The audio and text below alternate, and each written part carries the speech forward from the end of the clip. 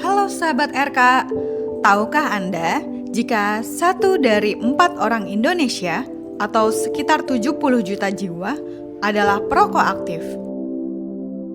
Dan fakta yang lebih mengejutkan, hampir 8% dari mereka adalah remaja berusia 10-18 tahun. Kenapa bisa begitu? Faktor-faktor seperti harga rokok yang murah, ajakan teman, dan kemasan yang menarik membuat remaja tergoda untuk merokok. Menurut Pusat Kajian Jaminan Sosial UI, Indonesia bahkan menduduki peringkat kedua di dunia untuk prevalensi perokok anak, hanya kalah dari Timur Leste. Karena itu, penting untuk pemerintah segera merevisi PP 109 tahun 2012 tentang pengamanan bahan yang mengandung zat adiktif dari produk tembakau. Ingat, kesehatan adalah investasi terbaik. Pilih hidup lebih baik dan katakan tidak pada rokok. Jika Anda butuh bantuan untuk berhenti merokok, konsultasikan dengan rumah sakit atau pusat kesehatan terdekat. Kita bisa melakukannya bersama.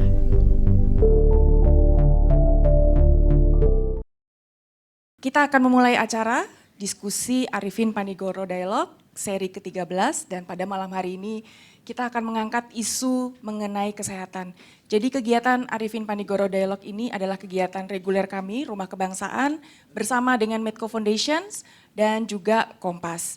Kali ini kami bekerja sama dengan Komnas Pengendalian Tembakau, akan membahas mengenai darurat kesehatan, perlukah Indonesia melakukan aksesi FCTC untuk penyelamatan generasi muda. Isu rokok ini menjadi isu darurat bagi kita semua, terutama kalau dari survei yang dilakukan oleh Kementerian Kesehatan Indonesia, perokok di usia anak ini masih tinggi. Tanpa berpanjang lebar, saya akan mengundang Bapak Hilmi Panigoro dari Medco untuk memberikan kata sambutan sepatah dua patah kata. Bismillahirrahmanirrahim. Yang saya hormati Pak Harsoni, teman sekolah saya dulu nih. Sekarang jadi menteri, saya jadi rakyat. Pak Teten, Ibu Nadia dan Pak Hasbullah, dan seluruh hadirin yang saya hormati. Selamat malam, Assalamualaikum warahmatullahi wabarakatuh. Selamat datang di Yasmin Room. Biasanya yang namanya AP Dialog ini kita adakan di Gerai Arifin Panigoro di Cengkala. Cuman sedang renovasi, jadi untuk sementara kita adakan di sini dulu. Kalau kita bicara soal kesehatan, apalagi berhubungan dengan pengendalian tembakau, memang dulu almarhum Pak Arifin dan almarhumah Ibu Arifin itu dua orang penggiat yang sangat concern dengan bagaimana tembakau ini meracuni generasi muda kita. Ya. Tapi kalau kita bicara apakah kita perlu ikut FCTC, kita harus menanyakan pada yang berwenang. Karena kan at the end of the day, is it good for our country atau enggak? Karena kan ya saya kira banyak pertimbangannya lah. Nanti yang lebih berwenang untuk bicara itu pasti Pak Harso, Pak Teten, Ibu Nadia sama Pak Hasbullah. Kalau saya sih cuma menyelamatkan Bapak dan Ibu yang datang hari ini. Mudah-mudahan diskusi kita hari ini bisa memberikan inspirasi buat kita semua untuk bergerak lebih baik lagi ke depan untuk bangsa dan negara. Itu aja dari saya. Terima kasih. Assalamualaikum warahmatullahi wabarakatuh. Silakan Pak. Baik, terima kasih Bapak Hilmi. Sekarang kita akan melanjutkan ke sesi berikutnya. Saya mengundang Bapak Suharso Monarva selaku Menteri Bappenas untuk memberikan keynote speaker sebagai keynote speaker. Sahabat saya Hilmi Panigoro dan para panelis nanti, saya ini hanya mengantarkan saja, dan semua yang hadir pada acara ini. Ketua Rumah Kebangsaan tadi sudah menyampaikan sesuatu terkait dengan apa yang akan kita bicarakan, dan Menteri Koperasi nanti yang akan lebih Karena paling banyak yang jualan itu kan di tempatnya beliau itu. Jadi kalau itu kita pakai FCTC bahaya juga ya. Atau memang nggak mau diatur? Nanti Pak Teten yang jawab, jadi saya geser itu pertanyaannya.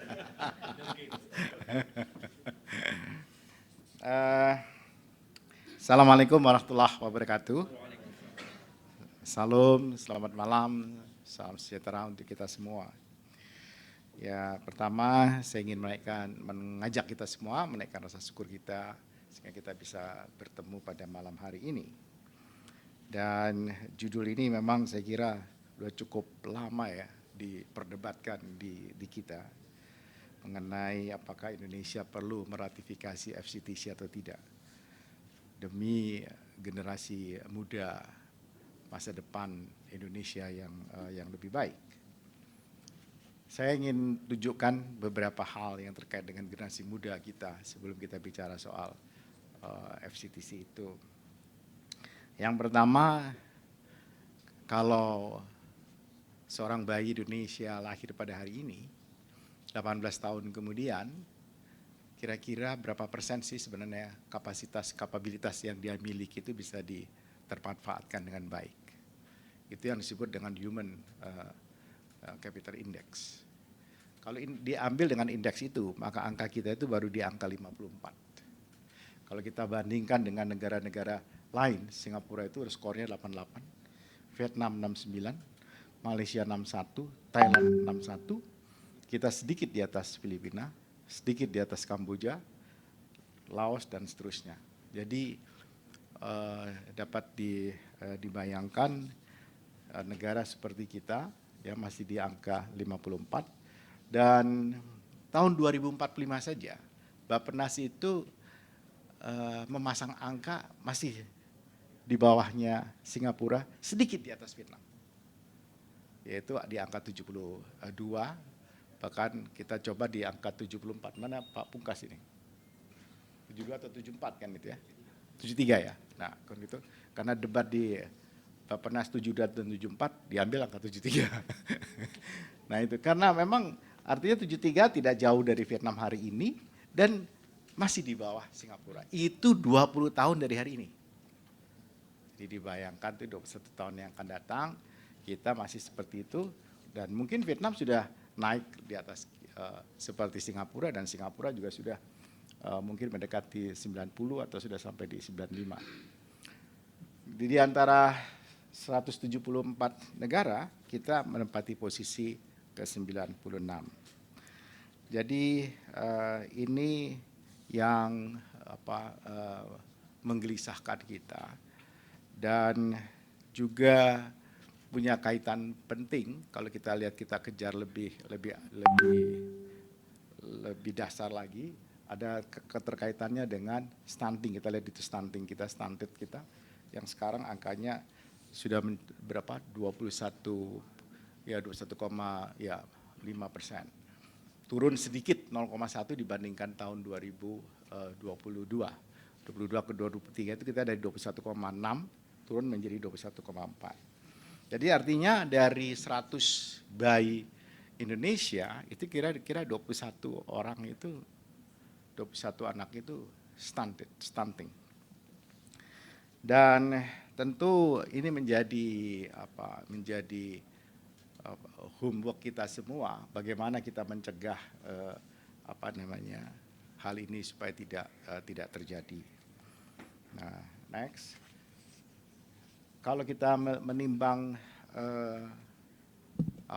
bagaimana kita bisa meningkatkan human capital yang akan datang, maka ada 3 hal yang menurut kita yang perlu kita perbaiki.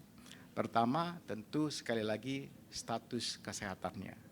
Kita sekarang ini nomor 2 untuk TB, kemudian ada sekitar 16,9 bayi yang meninggal di setiap kelahiran 1000, dan kita ada 189 ibu yang masih meninggal di 100.000 setiap kelahiran.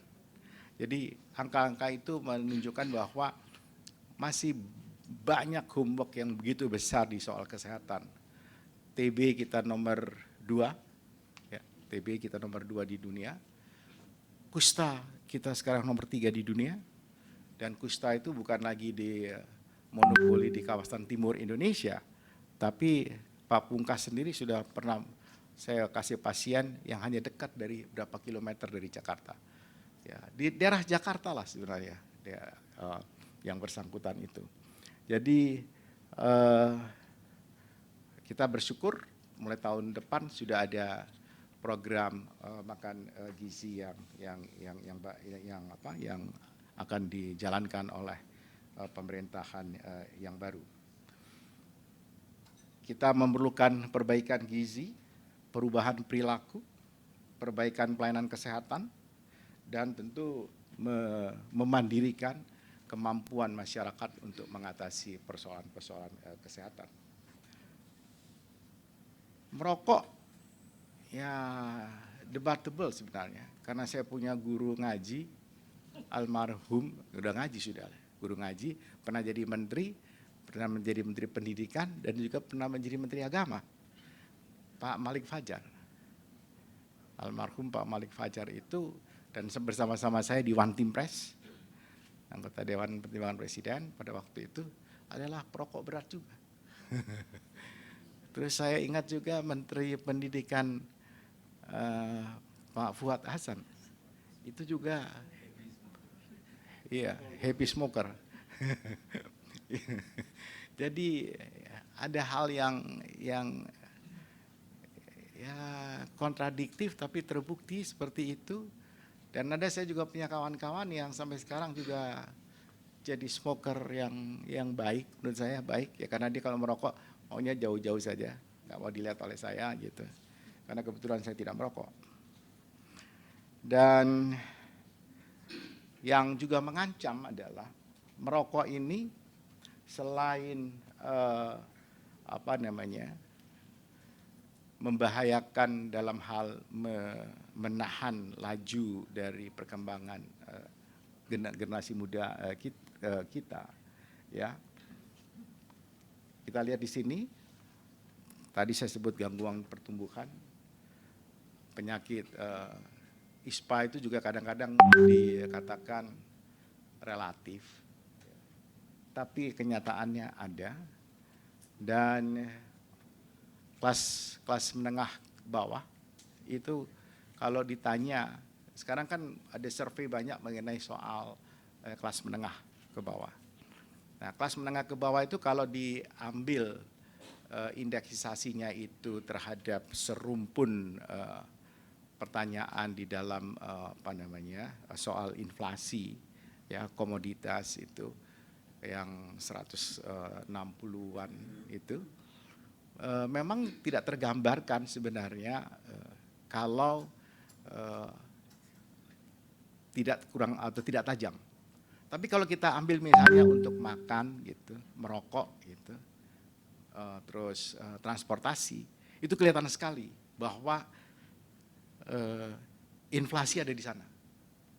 Tapi kalau kita hitung semuanya itu, inflasi itu kayaknya biasa-biasa saja. Tapi kalau kita Pak Teten lihat itu di soal yang makan saja, soal transportasi saja, kemudian merokok dan seterusnya, itu cukup tinggi. Dan itu sudah kita hitung ya terkait dengan inflasi. Kemudian juga penyakit tidak menular. Penyakit tidak menular yang paling menggerogoti kita punya ya, orang suka mengatakan BPJS itu sangat membantu. Tetapi BPJS itu 70% anggarannya itu tersedot ke 10% orang-orang yang kena penyakit katastrof.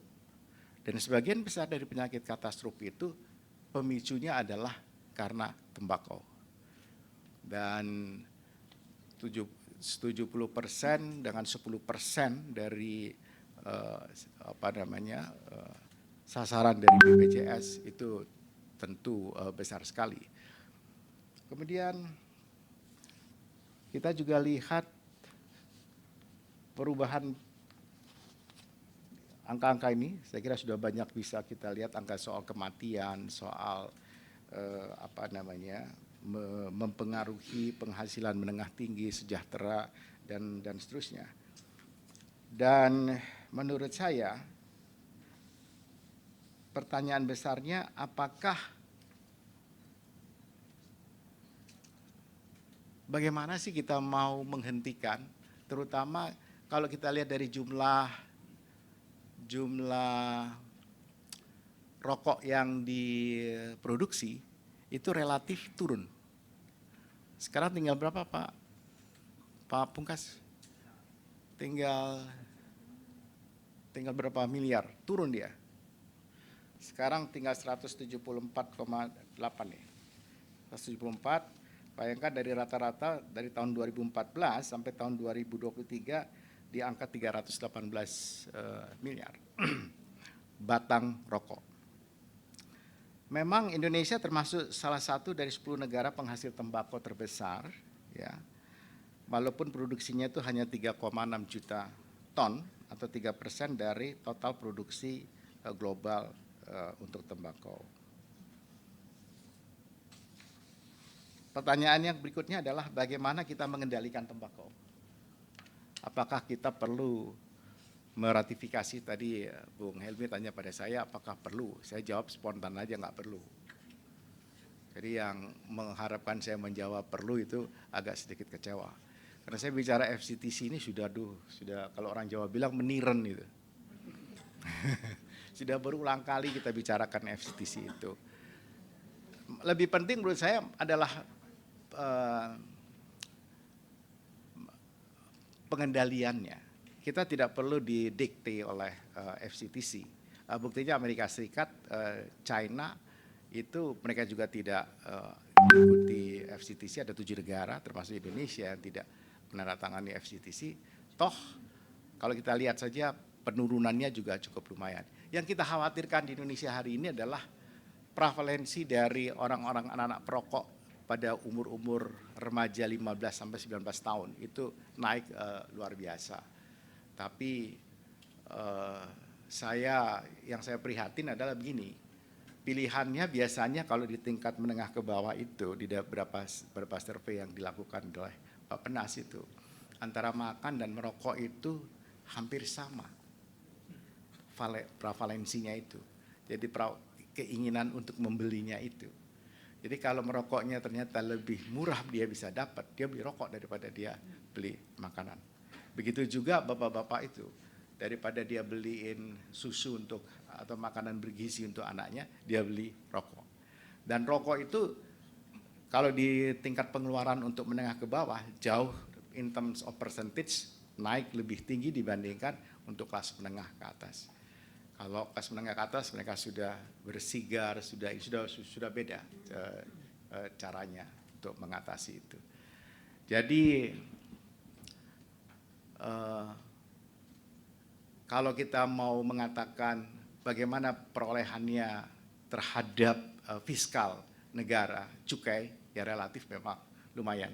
Ada gambar yang dibikin oleh Pungkas itu bagus sekali antara cukai dan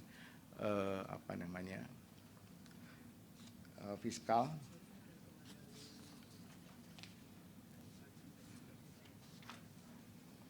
Dan hampir semua pabrik rokok ini punya lobbyist, dan saya kira di lobbyistnya di dalam ruangan ini juga ada beberapa saya lihat.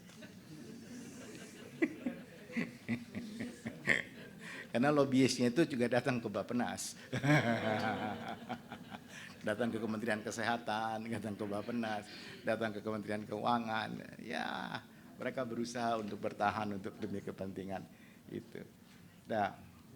Nah, kita lihat di sini mengenai cukai hasil tembakau, ya kan. CHT itu mampu sih menurunkan prevalensi merokok anak dan sekaligus meningkatkan penerimaan cukai. Ya. Jadi kalau ada kenaikan tarif minimum 20% ataupun di hibrid gitu, kemudian kita lihat di situ simplifikasi struktur tarif dari hingga 3 sampai 5 tier, tier 3 dan tier 5, maka berdampak pada pencapaian yang kita targetkan prevalensi merokok anak sebesar 8,7% untuk tahun 2020-2024. Nah, sayangnya itu kan tidak tercapai. Nah, dan kemudian kenaikan cukai rokok juga tidak dilakukan. Belum dilakukan, jangan bilang mengatakan tidak dilakukan, tapi belum dilakukan. Jadi, next, Indonesia memang belum meratifikasi, tapi kita telah menerapkan beberapa poin-poin yang penting di dalam FCTC itu. Dan terutama dalam hal pengendalian supply dan juga pengendalian konsumsi. Saya kira itu yang saya ingin sampaikan karena namanya keynote kan.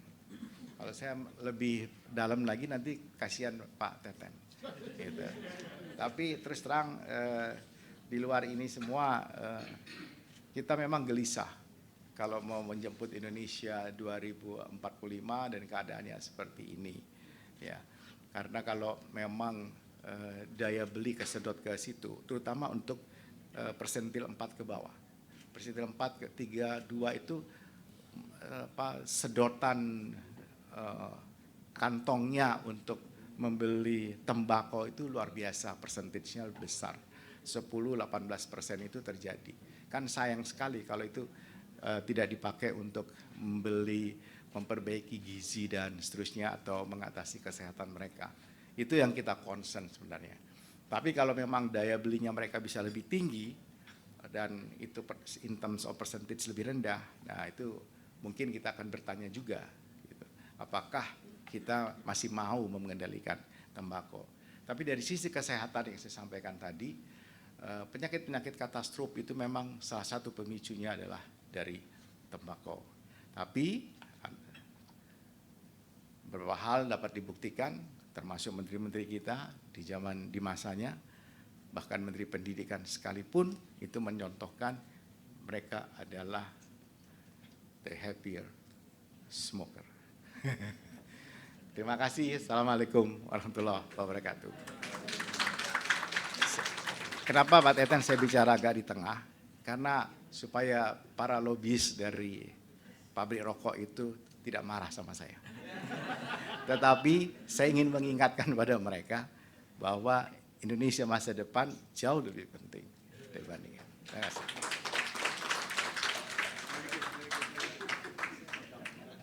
Baik, malam ini diskusi akan saya pandu. Perkenalkan, nama saya Inggris Raya. Saya dari Litbang Kompas.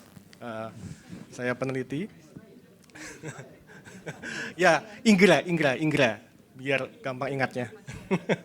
Baik, sebagai bridging mungkin kita berikan sedikit pengantar. Mungkin berbagai pihak itu mengapresiasi terkait PP nomor 28 tahun 2024 tentang peraturan pelaksanaan Undang-Undang nomor 17 tahun 2023 tentang kesehatan. PP ini memuat 1171 pasal yang mengatur secara khusus zat adiktif, yaitu produk tembakau dan rokok elektrik. Nah, dari 5 tujuan pengamanan zat adiktif itu, tujuan pertamanya adalah menurunkan prevalensi perokok dan mencegah perokok pemula. Menurut data survei kesehatan Indonesia, angka prevalensi itu menurun dari 9,1% pada tahun 2018 menjadi 7,4% pada tahun 2023. Jadi turunnya sekitar 1,7%. Meski menurun, angka ini masih lebih tinggi dibandingkan dengan tahun 2013 dengan angka prevalensi 7,2%. Dan ini masih jauh dari target RPJMN 2014 sampai 2019 sebesar 5,4%. Nah, meskipun ini merupakan prestasi, tentu ini menjadi tantangan besar buat pemerintahan baru berikutnya agar bisa mencapai target tadi. Untuk itu mungkin kita berikan langsung kesempatan kepada Ibu Nadia untuk menyampaikan lebih jauh lagi mungkin soal hasil surveinya ini, atau mungkin terkait dengan angka-angka ini. Oke, silakan Ibu Nadia. Ya, baik Mas Inggris Raya gitu. Assalamualaikum warahmatullahi wabarakatuh. Yang saya hormati Pak Menteri, Pak Teten, Pak Teten, dan Bapak Ibu sekalian yang hadir pada malam hari ini. Mungkin tadi sudah disampaikan dan juga berikan pengantar ya Pak Menteri ya. Jadi memang kita itu selalu berada di tengah Pak kalau soal rokok ini ya Pak. Jadi kiri kanan tarikannya sama kuatnya gitu ya Pak. Jadi memang mengapa kemudian Indonesia sampai saat ini belum meratifikasi FTCT, jadi dibandingkan 168 negara lainnya ya, karena memang kita tahu dari sisi kesehatan memang kita tadi rokok sangat berpengaruh dalam baik itu untuk penyakit katastrofik maupun tadi untuk masa depan anak bangsa kalau kita bicara stunting. Pak Menteri selalu sampaikan, izin Pak Menteri, Pak Menkes selalu sampaikan bahwa satu batang rokok itu sama dengan satu telur. Jadi kalau satu hari kita membakar satu bungkus rokok, maka sebenarnya sudah 12 telur yang sebenarnya 12 telur itu bisa kita berikan untuk anak kita yang stunting. Nah yang kedua adalah alhamdulillah PP 28 ini sudah keluar 2024 dan memang di sana banyak sekali mengatur tentang hal-hal terkait pengendalian tembakau ini Mas Hingga, termasuk juga rokok elektronik karena kita lihat terutama pada saat COVID iklan-iklan yang ada di media sosial itu tidak terkendali gitu, terutama untuk rokok-rokok elektronik. Nah ini kita tahu bahwa ini juga perlu kita lakukan. Jadi kalau dari sisi tadi juga disampaikan bahwa setidaknya kita tuh butuh 10 tahun untuk bisa menurunkan 94% sampai kemudian turun jadi 7,4%. Jadi artinya kalau tadi dihitung 20 tahun lagi, maka sebenarnya Indonesia akan ketinggalan sekali kalau untuk memanfaatkan bonus demografi tadi. Jadi memang upaya untuk mengendalikan tembakau ini menjadi poin utama kita. Kita benar ya Prof, bahwa kita bukan melarang orang merokok ya Pak, ya Prof ya. Yang melarang merokok itu Tuhan haram. Oh iya, iya Pak. Kalau Prof ini keras gitu ya Bapak Ibu. Ini sebenarnya kita tuh tidak melarang orang merokok. Sama dia. Tapi mengendalikan sebenarnya, artinya mengatur di mana sebenarnya itu ya Pak. Jadi kita bertujuan sebenarnya untuk mengendalikan rokok dan produk tembakau termasuk rokok elektronik. Itu mungkin saya Mas Ingat untuk awal diskusi kita ya. Oke, mungkin selanjutnya bisa dilanjutkan oleh paparan Pak Hasbullah. Langsung diskusi saja. Baik. Oh, kencang amat. Anti rokok ya betul Pak. Nah, memang itu udah pas itu Pak. Ya, Assalamualaikum warahmatullahi wabarakatuh. Selamat malam, salam sejahtera buat semua.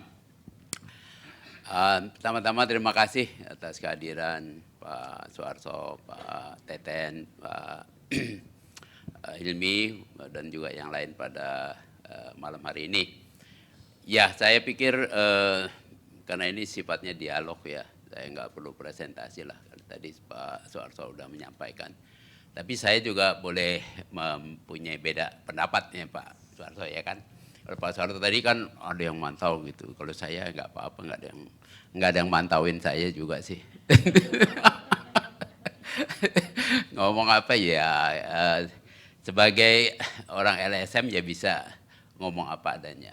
Nah persoalan, karena topiknya FCTC, ya FCTC ini persoalannya ketidakmauan atau ketidakpahaman para pimpinan tentang bahaya rokok, tentang industri rokok, tentang siapa yang menjadi korban, itu yang terjadi. Sehingga terjadi perdebatan terus nggak pernah selesai. Nah padahal informasi yang benar harusnya mesti diungkapkan. Tapi saya tidak setuju dengan Pak Soeharto yang menyatakan tadi menteri-menteri itu merokok dan sebagainya. Kalau pola pikir itu dipakai, itu saya bilang, di tetangga saya tuh S3, ekonominya payah bener tuh, sekolah udah S3. Sementara yang sebelah sono cuman SD udah kaya raya. Padahal mindsetnya, kalau orang pendidikannya tinggi, ekonomi akan baik. Jadi nggak bisa itu dijadikan sebuah argumen. Ya, itu bagian yang menurut saya Ya, nggak bisa dipakai argumen itu ya. Itu bagian yang menurut saya perlu disampaikan. Tapi Pak Soeharto tadi juga menyampaikan tantangan kita ini sama kita di situ, bahwa kualitas bangsa kita stunting tinggi. IQ kita berapa rata-rata? Sedikit di atas simpansi. Sedikit di atas simpansi. Ya, tapi kalau kita tarik korelasi antara IQ kita dengan konsumsi rokok, kelihatan betul. Kajian-kajian yang dilakukan teman-teman di UI, ya, bahwa stunting itu banyak sekali korelasinya tinggi sekali dengan merokok. Ya. Jadi kalau kita lihat outcome-nya, rokok ini mempunyai korelasi besar kepada mutu manusia Indonesia yang kurang bagus. Kita lihat, kita juara perokok. Coba lihat data Bank Dunia, data WHO dimanapun. Tapi berapa ranking juara kita di Asian Games, SEA Games? Kalau saya bandingkan per 1 juta penduduk, jauh betul. Kita kalah sama Vietnam jauh, kalah sama Filipina, ya, kalah sama Irak. Memalukan. Tapi kalau kita lihat korelasi merokoknya menang sekali kita. Kenapa begitu? Karena memang merokok ini ada iming-iming duitnya gede. Sehingga Indonesia satu-satunya negara di Asia setahu saya, kalau Cina udah tanda tangan Pak, yang tidak tanda tangan FCTC. Ya. Kenapa? Karena banyak industri rokok. Sementara pimpinan negaranya tidak sekuat di Cina. Cina walaupun rokok itu monopoli BUMN-nya, tapi pimpinannya tegas. Saya mau lindungi rakyat saya yang lebih banyak. Kita ini tidak, rakyat kita 270 juta. Selalu kalau dalam perdebatan, nanti pekerja, nanti petani tembakau, begini begitu. Padahal Bank Dunia sudah kaji, angka kemiskinan di antara para petani tembakau dan pekerja rokok jauh lebih tinggi dari kemiskinan biasa. Itu Bank Dunia kajiannya. Jadi fakta-fakta tidak menunjukkan itu, dan juga sebetulnya kita bisa melakukan reorganisasi dan sebagainya. Kok bisa begitu? Ya tentu saja industri rokok ini, kalau Anda baca laporannya HM Sampurna, saya sebut aja, 2023, dia membukukan 116 triliun 1 tahun. Pak Hilmi berapa? Medco itu, omsetnya. Pak, dengan uang segitu tentu nggak mungkin. Perusahaan itu satu aja nih baru nih, gak mungkin akan diam-diam, ya kan? Net profitnya 8 triliun. Ini adalah perusahaan yang profitabilitasnya tinggi. Kalau dihitung dari profit, karena 56% paling sedikit adalah uang yang pungutan denda kepada rakyat. Ini juga bagian yang seringkali disalahpahamin. Disangka cukai rokok adalah kontribusi industri. Cukai rokok adalah uang denda kepada masyarakat yang perilakunya tidak bagus, maka dia didenda. Nah uangnya kok dibanggain, uang denda, uang pelanggaran dibanggain, aneh. Ya, jadi mindset kita ini yang perlu dibalik, sehingga kita bisa bersikap lebih objektif. Tidak pernah ada di manapun negara tanda tangan FCTC industri rokok bubar, tidak pernah ada. Tapi itu yang seolah-olah dikembangkan, jadi menimbulkan ketakutan. Bahkan saya pernah dengar ada pejabat yang bilang, oh kalau tanda tangan FCTC ini kedaulatan rakyat, kedaulatan negara terganggu. Aneh sekali. Aneh sekali. Apa sih esensinya FCTC? FCTC adalah mengajak semua pimpinan negara untuk mengendalikan konsumsi bahan menyandu berbahaya untuk jangka panjang. Memang tidak jangka pendek, lain dengan kayak narkoba dalam jangka pendek bisa kelihatan. Tapi kalau rokok ini efeknya 20-30 tahun. Sama kayak global warming, efeknya jangka panjang. Dari jangka pendek orang nggak merasa. Maka kalau kita yang cerdas, harusnya kita mempersiapkan supaya generasi yang akan datang tidak jadi korban. Karena kita harus melihat masa depan. Nah ini yang saya kira ketidaksamaan pandangan di sini yang menyebabkan kita nggak pernah bergerak. Saya sampai heran, loh orang diajak ayo menyehatkan rakyatnya, kok kita bilang mengganggu kedaulatan rakyat? Kok Jerman, Inggris, Perancis, Korea, Jepang, pimpinan tanda tangan FCTC nggak merasa terganggu kedaulatannya. Kok Indonesia sendiri yang merasa begitu? Ini bagian-bagian yang mari kita coba pikirkan bersama-sama.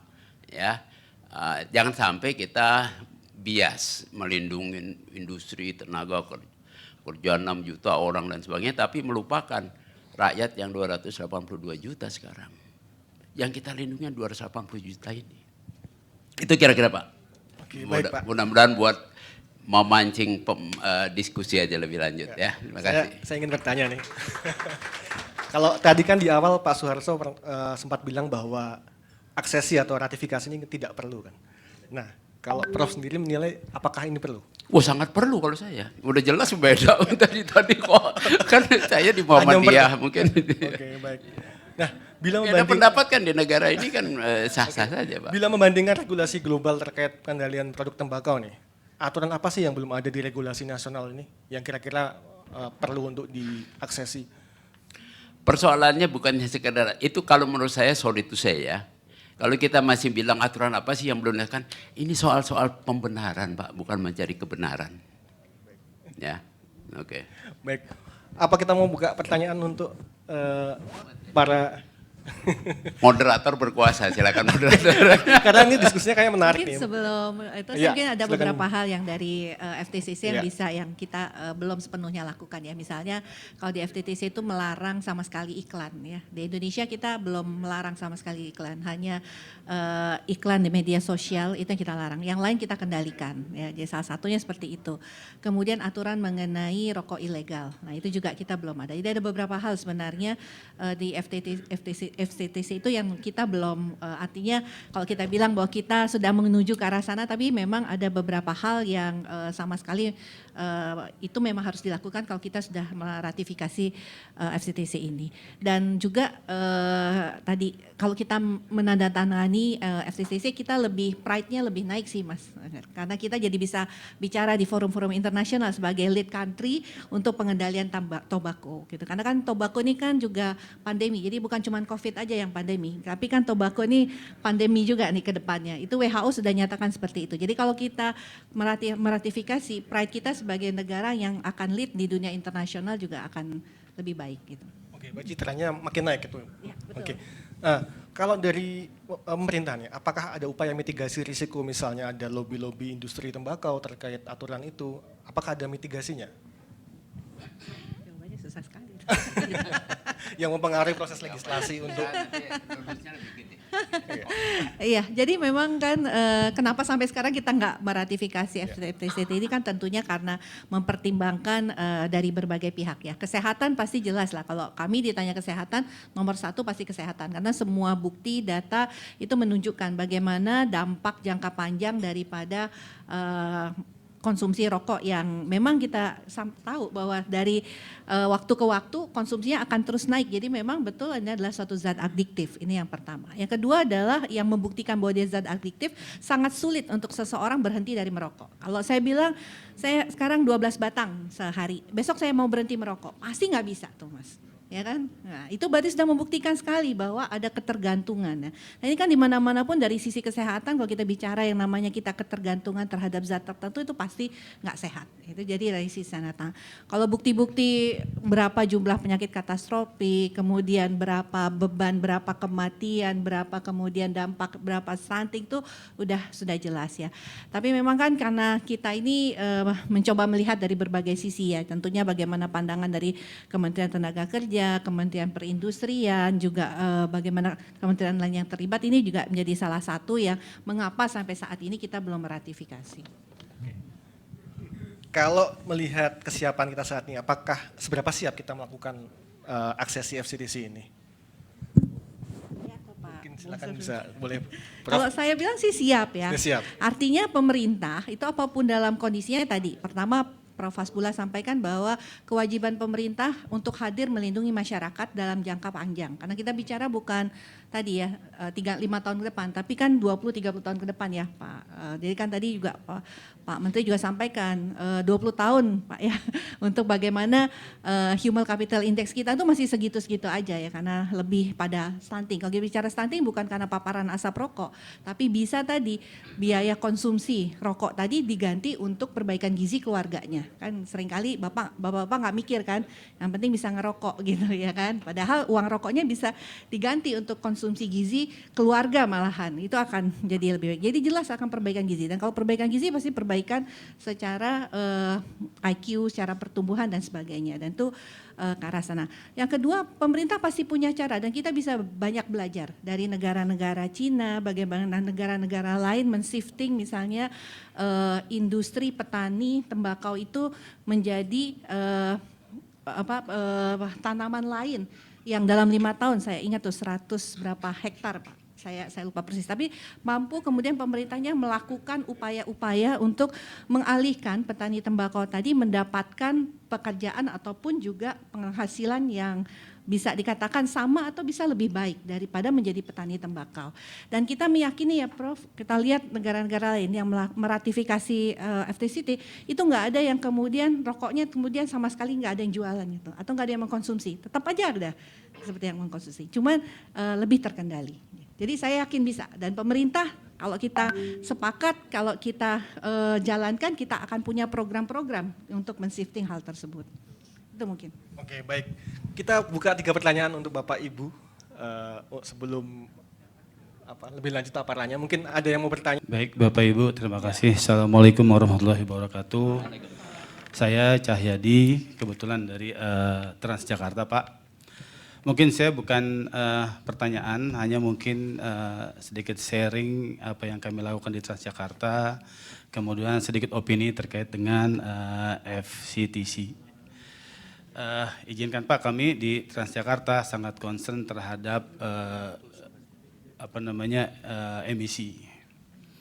Sehingga kami punya sustainability program yang kami namakan Bersih Berdaya Bestari. Ada 3 pilar.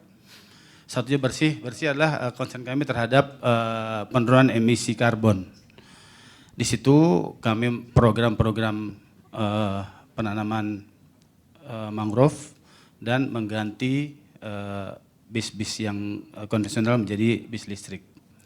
Kenapa ini kami sampaikan? Selain program itu, kami juga mencoba melakukan campaign lewat apps untuk merubah lifestyle masyarakat yang tadinya selalu menggunakan kendaraan pribadi untuk merubah menjadi senang dengan kendaraan umum.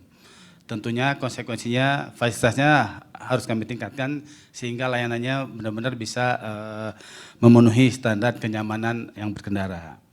Nah, terkait lifestyle ini saya analogikan dengan yang tadi, Pak. Jadi kita menurut saya jangan melulu bicara dari sisi pemerintah dan sisi produsen rokok, tapi kita coba bicara dari sisi usernya. Bagaimana kita mencoba merubah lifestyle si perokok-perokok ini menjadi yang bergaya hidup meninggalkan rokok.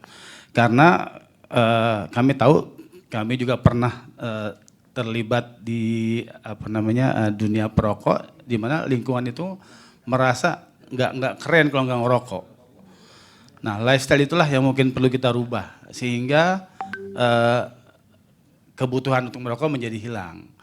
Saya belum melihat adanya blasting dari media sosial yang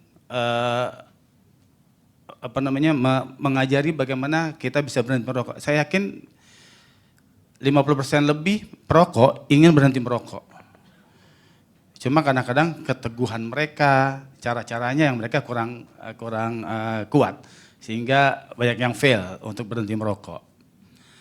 Nah, terkait dengan itu, tadi kaitannya dengan ratifikasi FCTC tadi, kan belakangnya tuh C Pak, control, bukan limitation.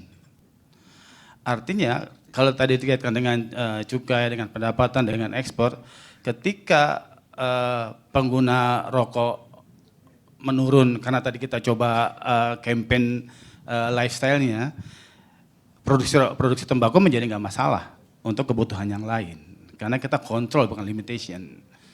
Jadi menurut saya kira-kira seperti itu Pak, Ibu, kita lebih coba dengan menyentuh sisi usernya dengan campaign yang mungkin bisa dikemas, mungkin Departemen Pendidikan, Departemen Kesehatan bisa punya cara untuk melakukan campaign itu untuk mengurangi dari sisi usernya.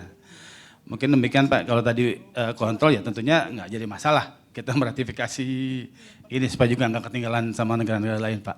Mungkin terima kasih. Assalamualaikum warahmatullahi wabarakatuh. Terima kasih Pak Cahyadi. Mau dilanjut atau mau ditanggapi? Oke, silakan. Lanjut dulu, silakan. Ya, terima kasih. Saya menerima mandat dari Pak Teten untuk bicara. Baik, terima kasih. Assalamualaikum warahmatullahi wabarakatuh. Selamat malam. Yang saya hormati Pak Manarva, Pak Menteri Teten, Profas, dan seluruh hadirin. Saya Tulus Abadi dari YLKI. Pertama soal perlukah kita meratifikasi FCTC, mungkin kita agak setback ya. Di tengah negara lain sudah meratifikasi sejak sudah menjadi hukum internasional sejak tahun 2003, kita masih mencuatkan perlu atau tidak. Sebenarnya satu pertanyaan yang agak ironik ya. Dan sebenarnya ironiknya lagi karena Indonesia itu negara, salah satu negara besar sebagai penggagas FCTC ya. Jadi Indonesia sebenarnya karena FCTC itu dibentuk oleh kesepakatan negara-negara besar yang punya masalah dengan tembakau ya, dan Indonesia salah satu yang di dalamnya ikut menginisiasi terbentuknya FCTC, bahkan rapatnya pernah di Indonesia, di Ancol. Waktu itu saya juga diundang tapi tidak bisa hadir. Jadi kalau kemudian kita tidak tanda tangan, tidak ratifikasi, memang sesuatu hal yang sangat memalukan dari sisi fatsun internasional. Karena kita tidak menyepakati kesepakatan yang secara substansi kita sudah sepakat karena sudah disahkan dalam sidang kesehatan dunia di WHO di Geneva. Ya.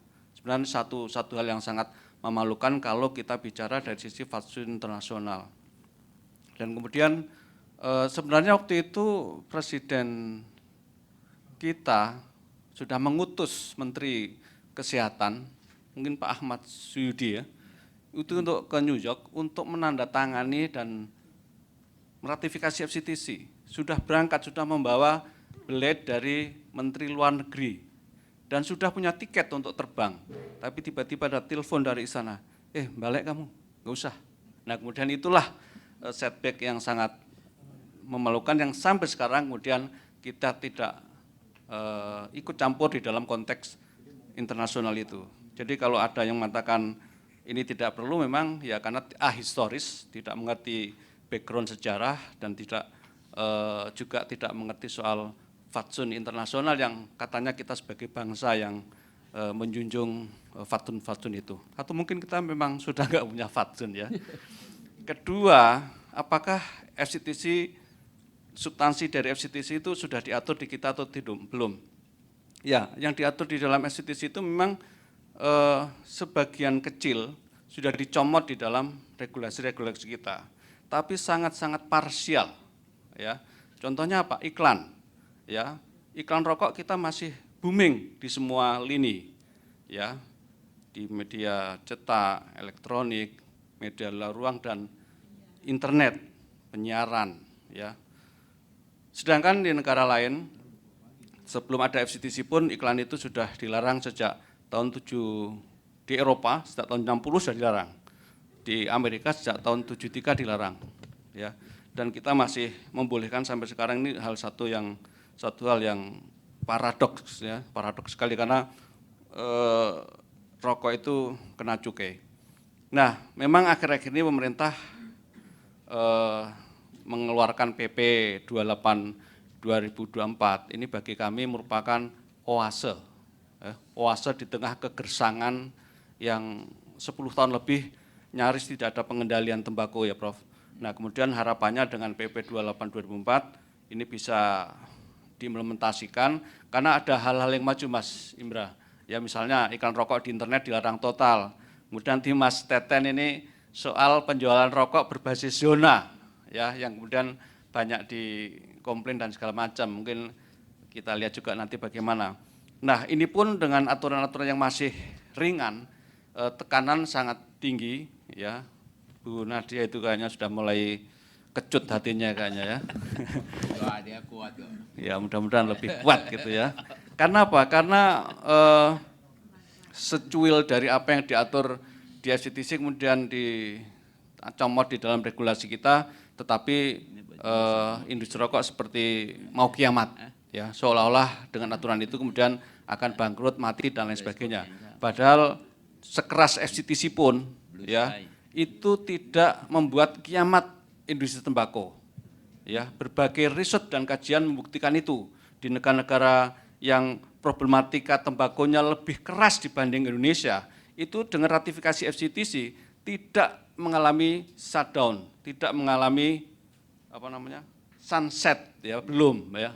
Nah, ini yang kemudian di kita dengan aturan yang kecil, saya sangat pertumbuhan konsumsinya masih sangat tinggi dan lain sebagainya. Jadi kami berharap pemerintah kalau memang kita punya mimpi terhadap generasi emas 2045 dan lain sebagainya, maka jangan bermimpi kalau kita belum berani mengendalikan konsumsi tembakau, karena konsumsi tembakau itu menjadi problematik yang paling complicated baik secara kesehatan, ekonomi, dan juga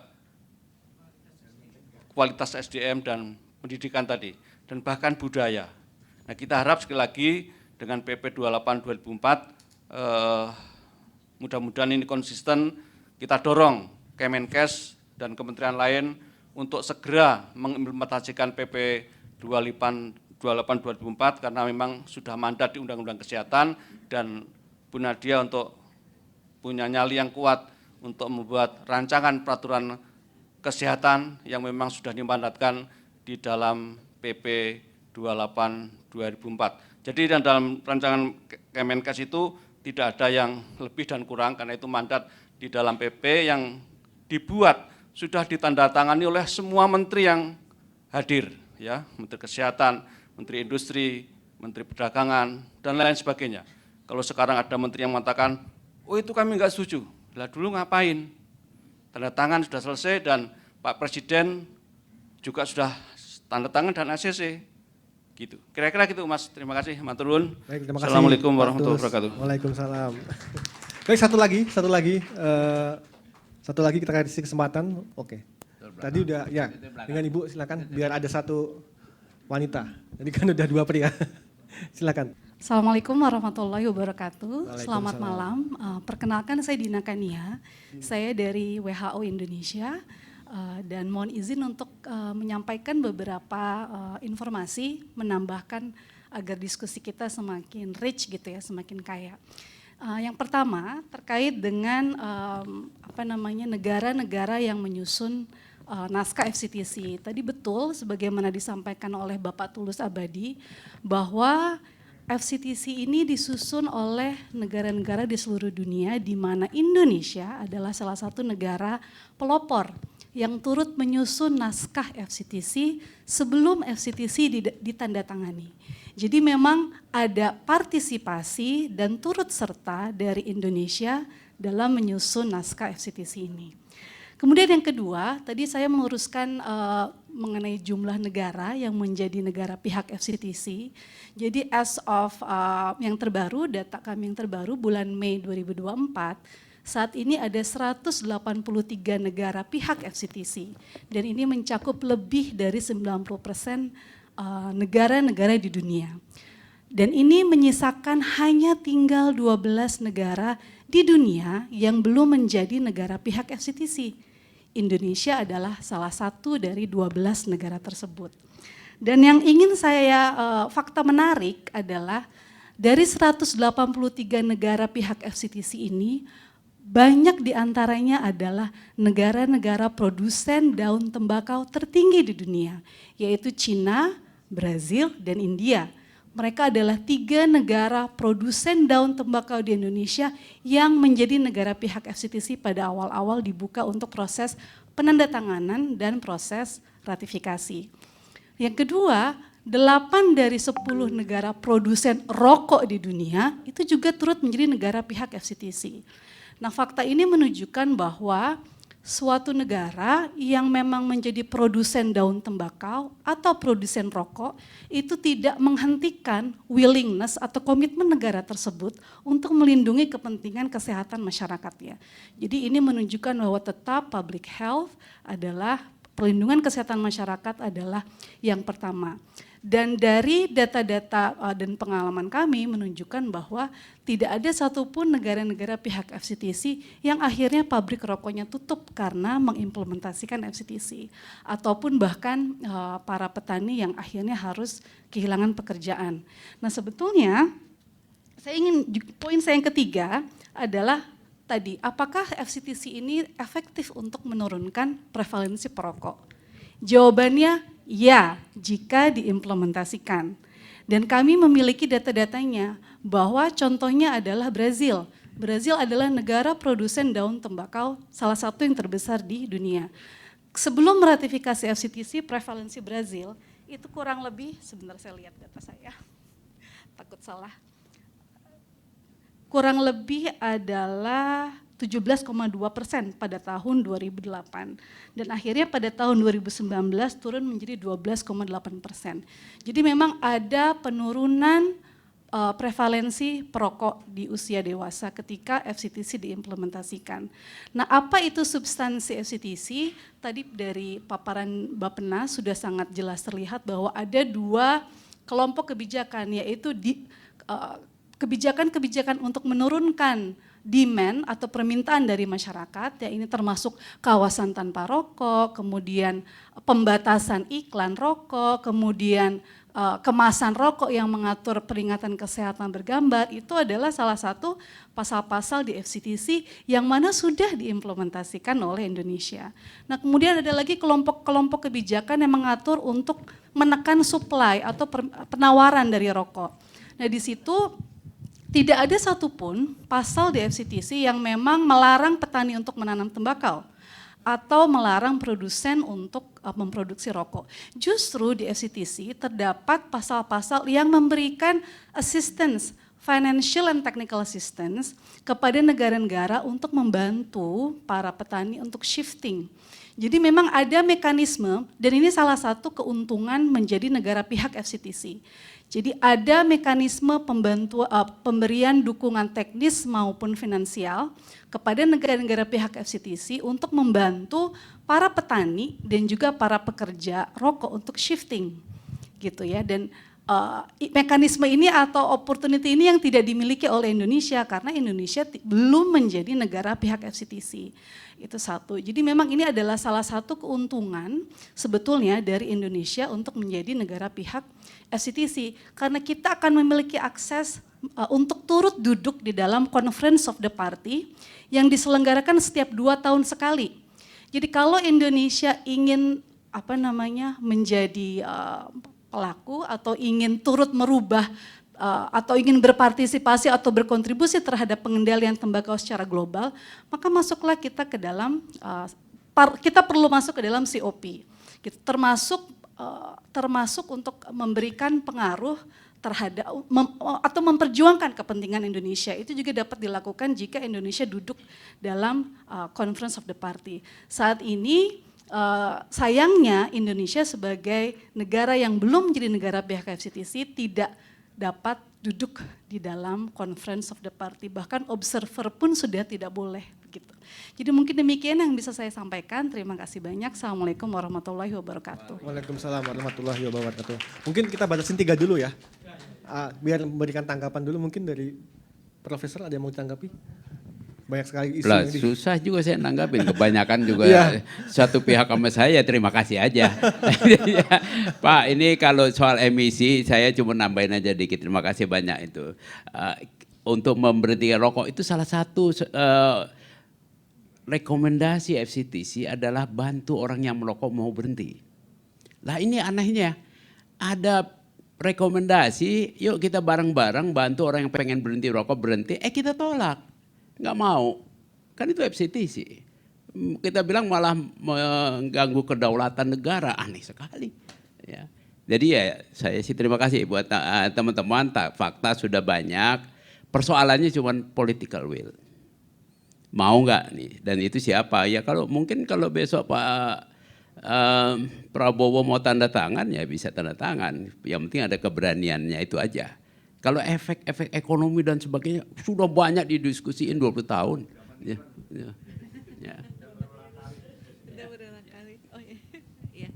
Baik, ya terima kasih nih mungkin menambah kekuatan kita ya sebenarnya. Kalau mengenai bagaimana kita mendukung, sebenarnya salah satunya adalah bagaimana kita membuat regulasi-regulasi ini sebenarnya untuk menciptakan bahwa mereka beneficiary-nya ini mau melakukan perubahan perilaku, Pak. Tapi memang Prof. Hasbullah juga pasti tahu ya Prof, kalau namanya perubahan perilaku tuh paling susah Pak untuk berubah. Apalagi kalau dia sudah adiktif dengan rokok gitu ya kan. Jadi memang susah. Tapi kita banyak Pak program-program terkait bagaimana bukan hanya rokok sih malah bagaimana generasi muda yang sehat. Itu juga kita sudah ada masuk di dalam buku ajar kurikulum Merdeka Belajar saat ini juga sudah ada seperti itu. Jadi artinya untuk long run kita untuk anak-anak bangsa ke depan tuh kita sudah siapkan melalui platform tersebut dengan Kemendikbud.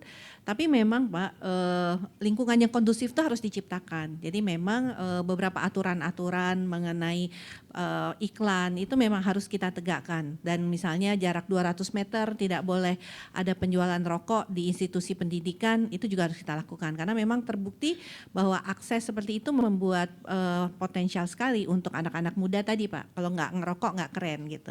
Yang kedua, larangan untuk menjual rokok ketengan Pak. Itu juga menjadi salah satu kita yang harus kita lakukan karena dengan membuat rokok ketengan kan membuat akses juga untuk pelajar. Kita sebenarnya kalau yang sudah tua-tua Pak silakan aja kan, kalau Prof silakan merokok gitu ya kan, nggak mungkin ya. Yang justru kita cegah sebenarnya anak-anak muda bangsa kita gitu. Jadi itu yang sebenarnya kita ingin lakukan dengan regulasi-regulasi ini.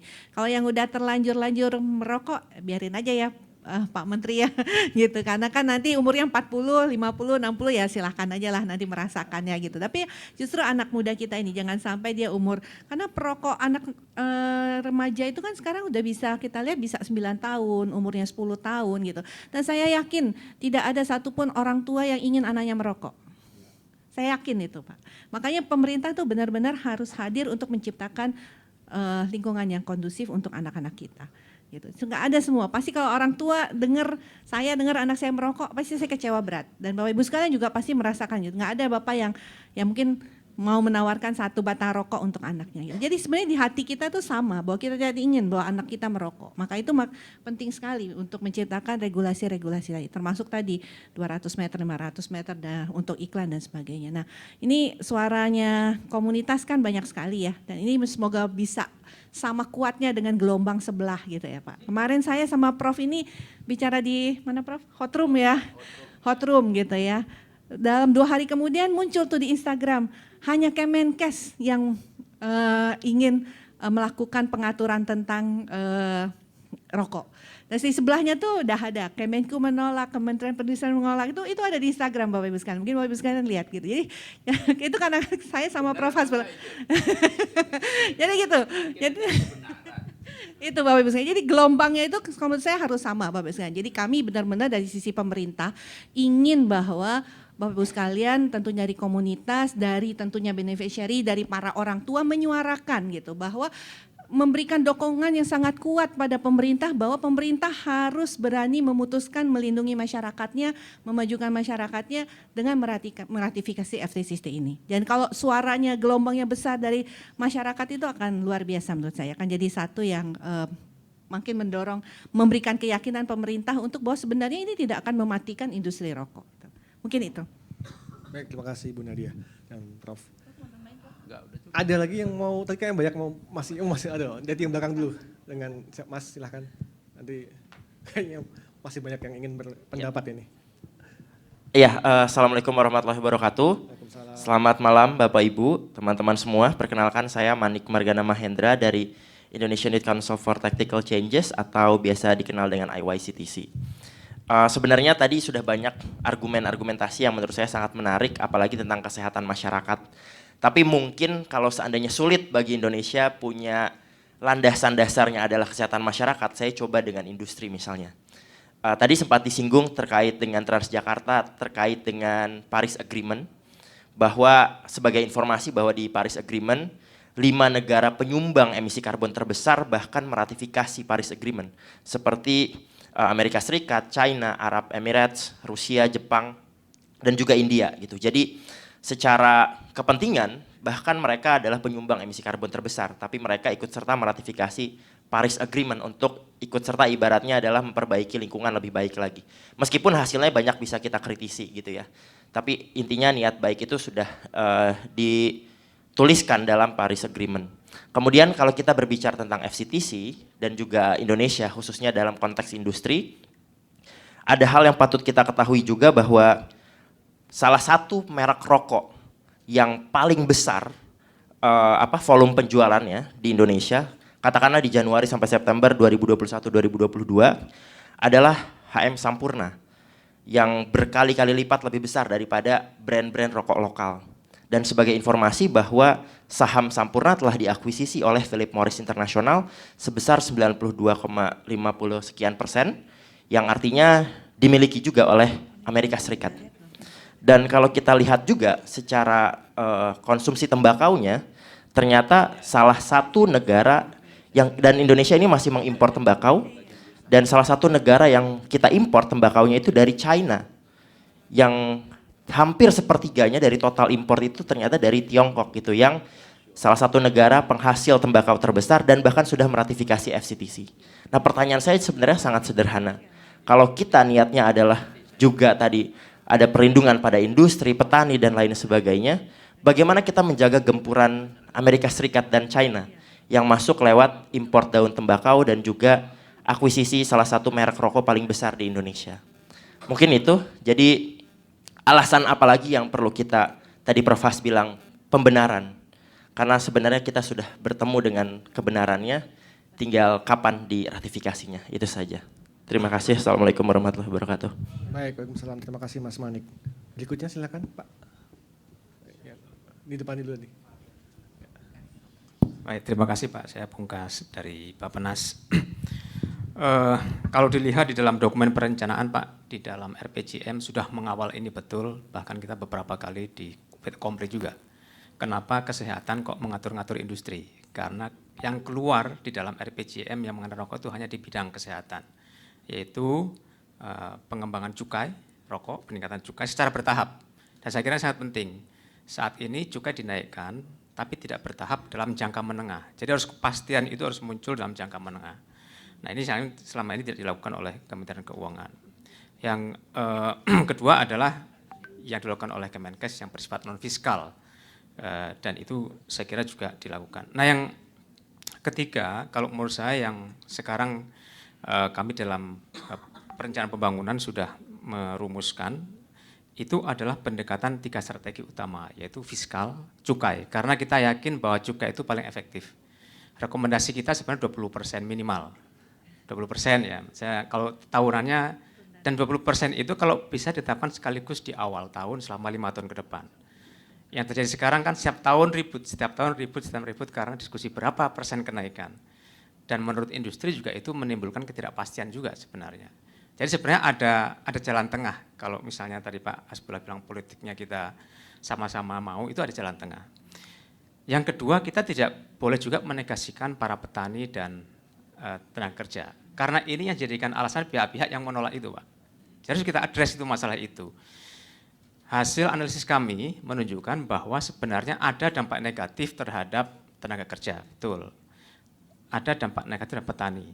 Tetapi kalau kita jumlahkan akumulasi, netnya itu positif sebenarnya. Jadi siapa yang bisa melihat ini dari keseluruhan sektor, itu baru melihat positif. Kalau masing-masing melihat saya ada yang di layoff ya, karena industri kecil itu gulung tikar emang ada gitu ya. Petani ada. Tapi kalau dampak keseluruhan diterapkan tadi, itu sebenarnya positif. Itu yang muncul di slide Pak Menteri tadi ketika ada opsi. Sebenarnya cukai Kementerian Keuangan bisa tercapai. Target menurun pada anak itu tercapai. Tapi kita harus menyiapkan mitigasi tadi, seperti petani yang di Madura, karena salah satu alasan kan kurang air, tembakau itu tumbuh di situ. Berarti harus kita bantu dengan irigasi. Itu sebenarnya itu sudah ada Pak strateginya itu di dalam RPJM, tinggal kita mau mengadopsi atau enggak. Itu semua sudah kita rancang dengan baik. Dan yang ketiga, kenapa di dalam RPJM itu mengambil anak tadi? Karena salah satu tadi yang Bu Lydia sampaikan, nggak ada kita yang ingin anaknya merokok. Sehingga secara psikologis nggak ada satupun yang menentang target penurunan merokok pada anak, Pak. Dan itu menjadi kunci karena juga merokok dimulai pada SMP SMA. Jadi kalau kita bisa cegah, itu bisa sangat membantu dengan 3 kategori tadi. Nah, terkait dengan FCTC, memang kita belum meratifikasi. Tetapi dalam konteks kita belum, kita tidak boleh berdiam diri. Dan itulah menurut saya yang harus dilakukan tanpa FCTC.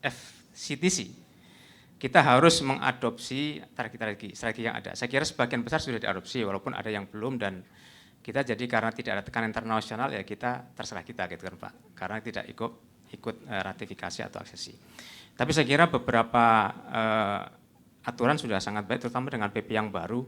Kita ingat diskusi PP itu hampir berapa, 5-6 tahun nggak bisa keluar Pak, PP-nya untuk iklan ya itu ya, pengendalian non-fiskal. Tapi begitu masuk dalam undang-undang kesehatan yang istilahnya itu apa, omnibus, diturunkan dalam PP, langsung selesai dalam waktu cepat. Jadi sekarang tantangannya gimana nih Bu Nadia, Kemkes melaksanakan PP itu. Senjatanya sudah ada, walaupun kita belum meratifikasi. Jadi pesannya menurut saya kita kalau ratifikasi atau aksesi itu sangat bagus, ideal. Tapi dalam kondisi seperti itu anak-anak kita tetap merokok nih. Jadi kita harus bertindak sambil ke arah ke sana. Dan itu saya kira dalam RPJM yang baru juga muncul sama kebijakan-kebijakan tadi masih terus kita pertahankan. Saya kira itu Pak, terima kasih. Baik, terima kasih. Silakan satu lagi. Baik, selamat malam. Izin saya Rena dari BPJS Kesehatan. Ingin menambahkan beberapa, menanggapi sebenarnya si Prof. Mohon izin Pak Menteri, Prof. dan Bu Direktur, bahwa memang meningkatnya jumlah kasus penyakit akibat rokok di kalangan peserta JKN ini menjadi salah satu tantangan besar. Seperti yang tadi disampaikan Pak Menteri, betul. Memang kami faktanya sekarang membiayai katastropik itu sekitar 20-30% ya Prof ya. Dan memang sebagian besarnya itu adalah dari penyakit akibat rokok seperti kanker paru, penyakit jantung, penyakit paru obstruktif kronik ya. Dan banyak penyakit lain itu yang sudah masuk ke dalam stase katastrofik. Kalau penyakit paru lainnya yang belum katastrofik itu banyak ya. Ya ISPA dan lain sebagainya, bronkitis, pneumonia dan lain sebagainya. Itu banyak. Sehingga memang ini penyumbang porsi signifikan dalam pembiayaan JKN. Sehingga dengan regulasi ini, maksudnya pengendalian tembakau ini, kita bisa mengulangi jumlah perokok baru sebenarnya. Dan menghindari, menjaga yang sudah merokok sekarang jangan jatuh ke dalam kondisi katastrofik. Sehingga memang ini akan berdampak pada keberlangsungan finansial JKN ya Prof ya. Ini yang kami sejalan sebenarnya dengan program promotif preventif yang dilakukan di dalam program JKN. Ya mungkin ini bisa menjadi wacana bagi kita bersama sehingga pengendalian tembakau ini bisa mengurangi jumlah perokok baru dan berdampak bagi keberlangsungan finansial JKN. Ya, mungkin itu dari saya. Terima kasih, saya Sumaryati Aryoso dari Ikatan Ahli Kesehatan Masyarakat Indonesia. Saya sedikit tentang itu, perlukah untuk perlindungan generasi muda. Tadi apa itu FCTC sudah diuraikan juga dari Bappenas, WHO dan Bappenas dan lain-lain. Kalau kita melihat ini sangat penting sekali untuk perlindungan generasi muda karena generasi muda kita sekarang ini yang generasi muda-muda banget itu malahan sampai sudah disebut pengangguran dan tidak sekolah. Itu hampir 10 juta. Tidak kerja dan tidak sekolah, generasi Z itu. Kemudian kita tahu tadi disampaikan IQ rata-rata Indonesia 78,58. Jadi mirip-mirip, maaf tadi ya, sudah disebut simpanse. Tentu ini sangat memberatkan sekali. Jadi apapun yang kita lakukan, kalau kita tidak melindungi generasi muda, tadi disebut ya oleh Bapak Penas juga bahwa utamanya melindungi generasi muda untuk tidak merokok. Kalau misalnya ini dikaitkan juga tadi dengan Transjakarta, perilaku itu penting sekali.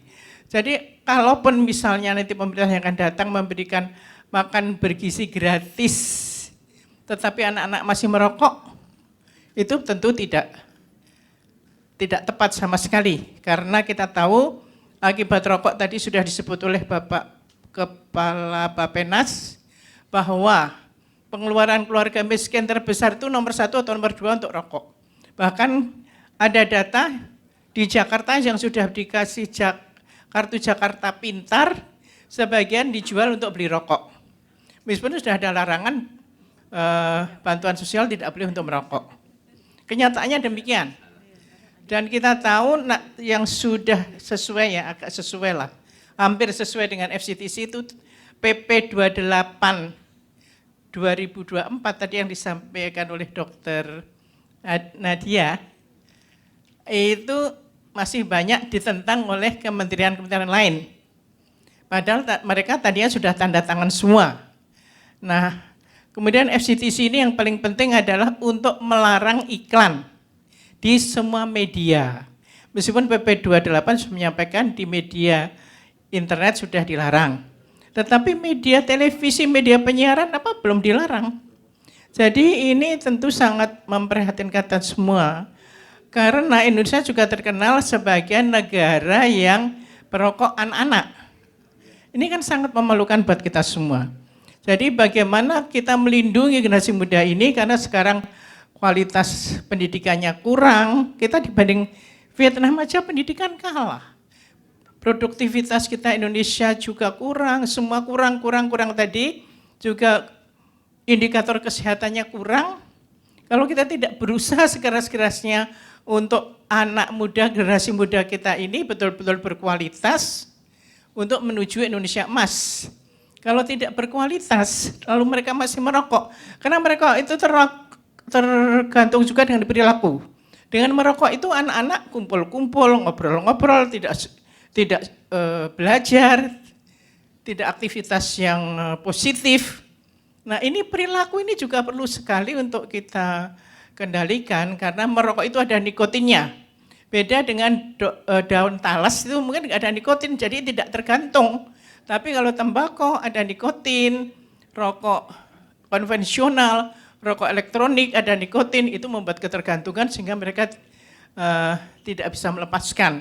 Kami akan mengusulkan Pak Pungkas ya, semua yang menerima makan bergizi gratis harus tidak merokok. Kalau ada yang merokok dilarang, tidak dikasih makanan tersebut. Saya kira itu penting sekali buat kita semua, supaya anak-anak sekolah itu tidak ada yang merokok, sehingga mereka bisa fokus lebih belajar, kemudian peningkatan kualitas SDM-nya bisa tercapai, dan kita akan bisa mencapai Indonesia emas. Tanpa itu kita tidak akan bisa mencapai Indonesia emas. Terima kasih. Wassalamualaikum warahmatullahi wabarakatuh. Waalaikumsalam. Dijawab dulu kali ya. Jadi pertama tadi ada pertanyaan soal bagaimana kita melindungi dari gempuran AS dan China ya, dari Mas Manik. Untuk siapa nih pertanyaannya? Semuanya? Oke, silakan. Pak Hasbullah atau Bu Nadia? Oke. Ya,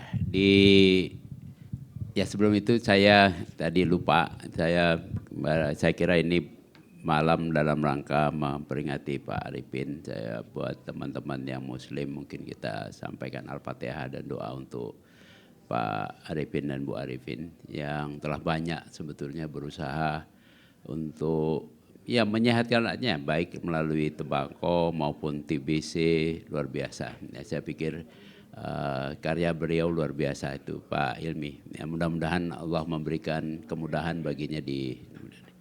Nah, menyambut masalah iklan, ya dunia ini kan barusan saya berapa hari yang lalu itu dapat dengar, ini sekarang dunia ini sudah dikuasai kayaknya waktu acara di sidang umum PBB oleh oligarki para konglomerat dunia.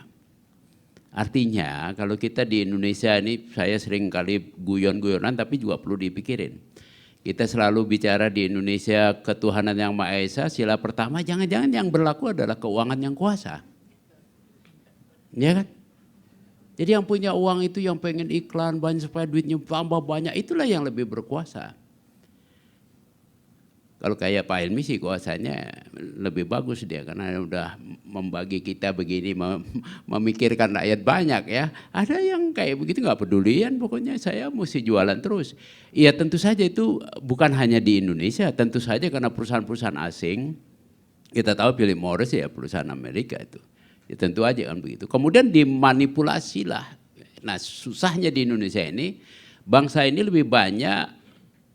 lebih suka ngerumpi daripada baca dan mencari kebenaran.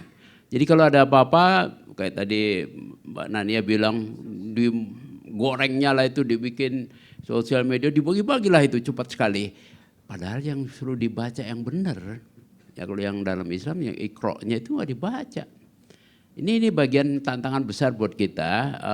Saya juga nggak tahu bagaimana menyelesaikan atau siapa yang akan bisa menyelesaikan. Tapi sangat memprihatinkan kalau kita terus begini akan sangat berat. Mungkin terkait dengan IQ tadi yang terlalu rendah, sehingga nggak mampu untuk berpikir.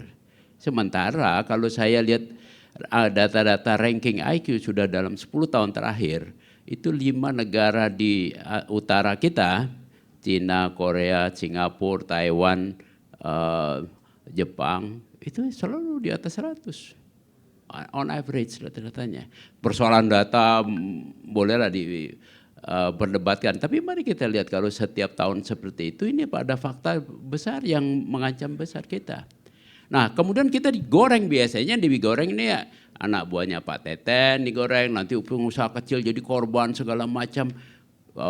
Saya berkali-kali diskusi sama teman-teman orang bea cukai, Pak ini kalau naik cukai ketinggian nanti industri rokok kecil mati. Industri rokok kecil mati karena cukai atau karena dimakan sama yang gede itu? Ternyata yang gede, coba lihat profitnya naik terus, ya luar biasa. Jadi kita carilah yang benar, jangan gampang digoreng dengan yang paling gampang kan memang yang rakyat kecil, paling gampang lah dikipas. Pengusaha kecil, orang miskin, petani miskin, itu kalau digoreng disuruh demo, ya sama kayak kemarin suruh ribut-ribut itu paling gampang. Nah, bagaimana kita bareng-bareng coba mencerdaskan bangsa ini supaya bisa lebih bagus. Dan salah satu sebetulnya tujuan utamanya FCTC mencerdaskan, menyehatkan agar lebih produktif. Tapi kita nggak mencari solusinya, tapi lebih pada buat tempur, membuat kehebohan. Nah saya takut kalau kehebohan itu katanya sih zaman Belanda dulu, saya nggak menyaksikan sih ya, dibikinlah di Betawi ini kehebohan-kehebohan oleh Belanda, maka diciptakan ada kampung Bali, kampung Ambon, kampung Makassar dan sebagainya supaya berkelahi terus, habis itu dia tenang-tenang aja bawa itu cengkeh kopi ke Amsterdam dari Tanjung Priok. Nah jangan sampai kita begitu juga, masa ya udah merdeka 75 tahun masih begitu lagi ya. Ya itu aja, terima kasih. Tadi juga ada soal cukai yang harus naikkan 20% ya. Kemudian dampak negatif terhadap tenaga kerja, terus dari Pak. Itu lah kalau cukai, karena saya di pekerjaan saya itu ekonomi kesehatan, jadi ya itu bagian yang suka saya kaji ya. Memang di dunia ini betul Pak Pungkas, cukai itu adalah alat kendali yang paling efektif. Kenapa? Price itu merupakan faktor yang paling menentukan orang mengkonsumsi. Walaupun memang ada kecanduan. Ada kecanduan pada level elastisitas tertentu, dia masih makan, masih beli. Kita udah lakukan kajian-kajian, kalau sekarang ini level di mana terjadi penurunan konsumsi, itu kalau harga satu bungkus rokok 70.000. Sekarang masih 30.000, still not possible. Kalau di Australia udah 300 ribuan, kalau equivalent duit sini, tapi kita juga mesti timbang dengan income per capita di sana ya kan.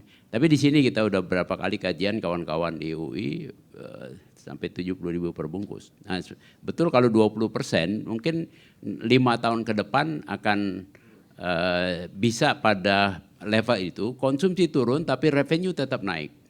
Kenapa? Volume turun tapi harga naik. Ya, itu yang terjadi di banyak negara kita lihat. Baik. Ibu Nadia menanggapi mungkin tadi ada juga soal bagaimana BPJS Kesehatan itu ternyata paling banyak paling banyak keluar itu duitnya untuk masalah gara-gara rokok gitu kan. Iya. Ya itu memang salah satu evidemis juga ya Mas, bahwa memang rokok itu dari sisi kesehatan sudah terbukti ya bahwa penyakit-penyakit yang seharusnya kita bisa cegah, ini kan penyakit tidak menular ya Bapak Ibu sekalian, jadi bukan penyakit yang hari ini tertular besok sakit, enggak, tapi memang penyakit-penyakit yang lebih banyak dipengaruhi faktor perilaku dan terutama ini prosesnya waktunya panjang. Jadi sebenarnya oleh karena itulah memang perlu untuk kita cegah dari awal karena memang penyakit-penyakit ini ternyata at the end dia memang konsumsi pembiayaan yang sangat besar ya. Kita belum bisa bayangkan ya kalau dengan posisi sekarang prevalensi rokok kita itu masih sekitar 7,2%. Kalau nanti naik trennya gitu ya, kalau kemudian kita tidak lakukan pengendalian yang ketat ya, otomatis beban di belakangan akan jauh lebih besar. Dan ini yang harusnya kita cegah itu. Selain tentunya, tapi kan kita nggak pengen bicara yang sakit dulu kan.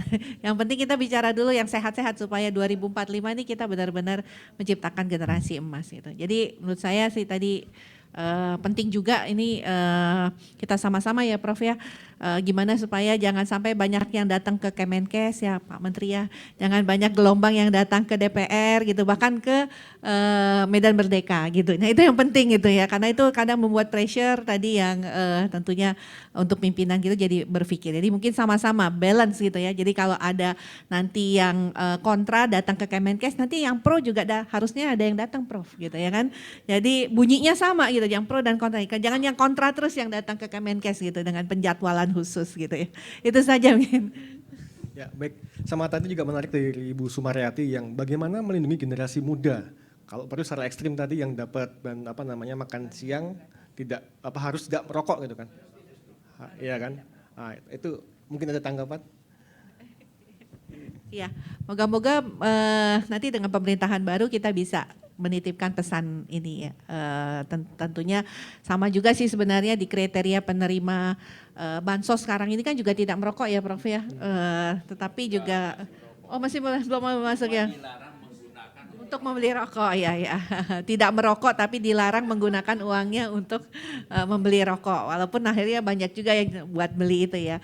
Ya memang kembali lagi sih bahwa regulasi-regulasi tadi memang kami saja sekarang tadi Pak Pungkas sampaikan harus kuat nih untuk mendorong rancangan peraturan Menteri Kesehatan nih dalam beberapa hari ini digoyang-goyang terus. Tapi Bapak Ibu sekalian bisa lihat karena kita sudah melakukan partisipasi publik, bisa lihat rancangan RPMK-nya di website partisipasi publik. Nah, cuman kembali lagi nih pro dan kontranya harus balance karena biasanya waktu kami RUU dan PP kemarin itu ternyata yang kontranya banyak sekali Prof. Tapi yang pro di dalam website partisipasi publik itu nggak ada gitu Pak, minimal. Jadi suaranya tuh nggak kedengeran kebutuhan bahwa ini suatu hal yang memang kita butuhkan menjadi keinginan kita bersama ini yang harusnya. Jadi saya rasa juga forum-forum seperti ini sangat baik, tapi juga kita tahu ya Mas Enggar bahwa sekarang nih media sosial nih luar biasa ya gitu. Jadi media sosial tuh salah satu yang jadi rujukan dari masyarakat. Masyarakat kita kan males baca ya Bapak Ibu sekalian, males nyari-nyari informasi.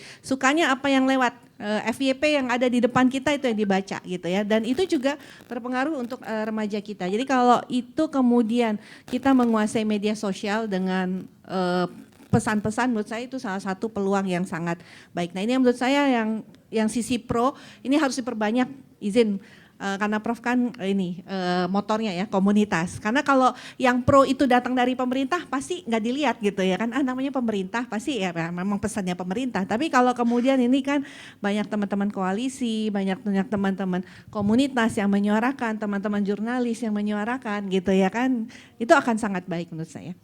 Yang paling penting adalah bagaimana yang saya mau ajak tadi itu membangun ekosistem sedemikian rupa agar generasi muda kita itu terlindungi. data-data yang kita saksikan tadi, misalnya memang terjadi penurunan prevalensi merokok, ya. Target 8,4 terlampaui jadi 7, sekian persen. Ya.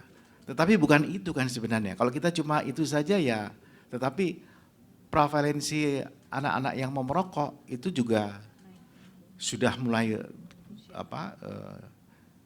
usia yang lebih remaja lebih banyak lagi sekarang. Nah, itu kan yang kita harus cegah. Jadi ekosistemnya itu Pak yang kita coba. Jadi saya nggak mau lihat kita terjebak dengan pro kontra FCTC, enggak. Saya nggak mau di situ. Kita selamatkan aja kita punya generasi dengan cara kita gitu. Nah, mudah-mudahan dengan cara kita, ya buktinya sekarang kan kita bisa prevalensi itu kita turunkan. Nah, kalau itu bisa dilakukan, ya alhamdulillah gitu. Kita punya intervensi yang fiskal, non fiskal, kesehatan, kemudian di industri, petani, semua kita lakukan. Nah, memang itu Bappenas melihatnya seperti itu. Tetapi kalau kemudian kita terjebak di dalam yang saya sampaikan tadi, wah, yang ada kita digorengnya ke sana Pak. Nah, sementara targeting yang kita inginkan tidak tercapai. Nah, itu pesan saya sebenarnya seperti itu Pak. Jadi selama kita berhadapan dengan hal yang dikontradiksikan, kita jangan masuk ke situ Pak. Jangan masuk yang saya cerita saya tadi itu. Tapi masuklah di dalam ekosistem yang akan kita bangun bersama-sama agar gitu. Bukan soal aksesi FCTC, tapi bagaimana kita melindungi generasi muda kita yang sama-sama penting untuk menyambut Indonesia Emas. Saya kira itu, dan saya mau mohon izin boleh meninggalkan tempat. Baik, terima kasih Pak Suharso. Oke baik, saya dari Komnas Pengendalian Tembakau, Fuad Baraja, pengurus Komnas, bidang pendidikan dan pemberdayaan masyarakat. Tugas saya mengedukasi masyarakat hampir ke seluruh Indonesia. Yang saya lihat, kegentingan masalah rokok di generasi muda ini memang sudah sangat tinggi sekali, kegentingannya. Saya bertemu langsung dengan anak yang merokok di usia 11 bulan. Yang mulai merokoknya di usia 11 bulan. Mungkin yang mulai merokoknya di usia 11 bulan baru situ yang saya tahu. Tapi yang di atas 1 tahun, 2 tahun, 3 tahun, mulai merokoknya di bawah 5 tahun, itu sudah sangat banyak. Dan saya sudah melakukan tindakan dalam arti membantu mereka berhenti merokok kepada 16 anak yang mulai merokoknya di usia di bawah 5 tahun. Itu yang saya lakukan. Tapi di luar sana ada jutaan. Kegentingan ini sepertinya tidak dirasakan oleh orang-orang elit di atas itu gitu loh. Mereka tidak melihat itu. Mereka cuma menerima laporan. Jadi ketika akhirnya diangkat masalah baby smoker ini oleh seorang wartawan dari barat sana, kemudian langsung heboh, dibawa ke Jakarta, dilakukan dilakukan bantuan terapi oleh Kak Seto dari Komnas Anak. Kemudian menjadi heboh. Anak itu saya katakan mulai merokok usia 11 bulan dan 2 tahun setengah di usianya 2 tahun setengah sudah merokok 3 bungkus. Ini sebagai bukti bahwa rokok itu memang adiktif. Rokok itu narkoba dalam arti yang sebenarnya. Nah, kalau rokok itu narkoba dalam arti yang sebenarnya, silakan kalau ada yang enggak setuju ya. Narkoba dari narnya narkotika, konya psikotropika, banyak itu bahan adiktif lainnya. Yang tergolong bahan adiktif lainnya adalah rokok dan alkohol. Artinya ketika rokok ini masih diragukan atau mungkin masih disamarkan, ada pihak-pihak yang sengaja menyamarkan kegawatan rokok ini sehingga nantinya masyarakat itu menjadi rancu. Oh, bapak saya ngerokok ya nggak apa-apa kok, ya, gitu kan? Itu. Jadi maksud saya intinya saya ingin mengatakan bahwa yuk kita sama-sama melakukan ini. Yuk speak up, semua boleh ngomong. Artinya bukan hanya yang ada di ruangan ini dan di acara ini saja. Kita pancing orang-orang itu untuk melakukan sesuatu sehingga mereka juga merasakan kegawatan tersebut. Sekarang ini Pak, dengan jumlah perokok laki-laki 2 dari 3. Jadi 2 dari 3 laki-laki itu perokok. Artinya lebih banyak yang merokok daripada yang tidak merokok. Bagaimana kita bisa mengharapkan orang yang memang merokok untuk bicara masalah rokok? Di keluarganya saja dia tersisihkan. Anaknya nggak mau dia merokok, istrinya nggak mau dia merokok, dia sendirian di luar di teras. Dan itu pasti menjadi seperti itu, sehingga dia tidak mau mengatakan kebenaran tentang rokok. Nah, bapakmu ini ngerokok karena sudah kecanduan. Kamu jangan ngerokok, harusnya kan begitu. Dokter-dokter mereka yang ngerokok, itu harusnya, walaupun dia merokok, dia juga harus mengatakan pada pasiennya, Anda harus berhenti merokok, ini menyebabkan ini, walaupun dia tidak harus mengatakan dia merokok. Saya banyak melihat dokter-dokter yang merokok. Saya sampai sekarang, barangkali ada anak ISMKMI, ya silakan. Saya melakukan terapi gratis berhenti merokok untuk siapa mahasiswa kedokteran yang mau berhenti merokok. Saya nggak pengen punya dokter-dokter Indonesia merokok. Terima kasih. Baik, terima kasih. Baik. Masih ada lagi? Oh, silahkan Bu. Satu Pak. Oke, baik. Terima kasih. Perkenalkan saya Amurwani dari Kementerian Pemberdayaan Perempuan dan Perlindungan Anak. Terima kasih sekali tadi saya mengikuti diskusi ini dengan luar biasa. Dari Bu Nadia, saya sangat sepakat sekali Bu Nadia karena kemarin kami juga terlibat dengan pembentukan rancangan PP 28 dan terima kasih juga di peraturan Undang-Undang 17/23 kemarin kami juga terlibat dan semua sudah diakomodir di situ, terutama untuk pembatasan rokok batangan, eceran dan sebagainya, dan juga untuk jarak zonasi dari tempat-tempat institusi pendidikan dan juga untuk tempat-tempat publik terutama yang diakses oleh anak-anak. Nah, satu hal yang mungkin tadi kita lupa pada saat kita diskusi, semua bicara tentang tembakau, tetapi kita lupa bahwa sekarang rokok tidak hanya tembakau tetapi juga elektronik. Nah, data yang ada menunjukkan bahwa anak-anak semakin banyak yang merokok tidak hanya tembakau tetapi juga rokok elektronik. Bahkan data juga menunjukkan perempuan itu naik dengan merokok rokok elektronik ini. Karena di samping lifestyle yang menjanjikan banyak gaya ya di situ, tetapi juga yang kita tidak pernah tahu bahwa di dalam rokok elektronik ini itu menyediakan banyak rasa, bahkan 1000 lebih esen itu ada di dalam rokok elektronik itu. Ada rasa mangga, jeruk, nasi uduk, itu juga ada. Jadi mau apa saja ada di sana, ini yang luar biasa dan itu semua bisa diakses oleh anak-anak. Nah, tentu saja ini Bu Nadia dan Prof. Hasbullah yang mungkin menjadi concern kita. Dan ternyata untuk menyediakan rokok elektronik itu hanya cukup modal yang murah, tidak perlu puluhan juta. Jadi ini yang juga harus diperhatikan. Bagaimana kita mengontrol, tadi Pak siapa, kita tidak melimited tapi mengontrol dan mengatur peredarannya seperti apa. Mungkin itu, terima kasih. Baik, terima kasih. Ini mungkin bisa ditanggapin soal mungkin baby smoker. Yang kedua yang menarik tadi soal ini, rokok elektronik. Jadi kalau menurut data Statista nih, pengguna rokok elektronik di Indonesia itu terbanyak di dunia, 25%. Nah itu tantangan sendiri, bagaimana strategi menekan laju rokok elektronik ini mungkin Bu. Pak, silahkan.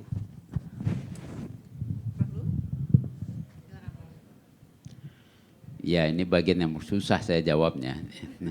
Karena pertama terima kasih Bu, memang diingatkan bahwa ini bagian yang saya amati dari data naiknya tinggi. Memang lebih pada perempuan ini kayaknya ya. Karena selama ini perempuan secara tradisional nggak tergoda banyak sama rokok ya. Mungkin juga karena ya bersyukur juga ada tradisional behavior yang menganggap oh kalau perempuan yang diikutan laki-laki lah, kalau ngerokok itu barang yang bahaya, jangan perempuan kena.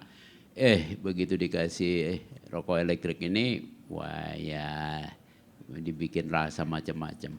Bagaimana caranya? Saya sih hanya bilang harus ada strong government regulation dan enforcement ya supaya harganya terus dinaikin lagi karena itu bagian yang paling menentukan. Yang kedua edukasi publik memang mau tidak mau karena kita nih kalau edukasi publiknya tidak kuat kemakan dengan informasi-informasi yang begitu banyak, hilang.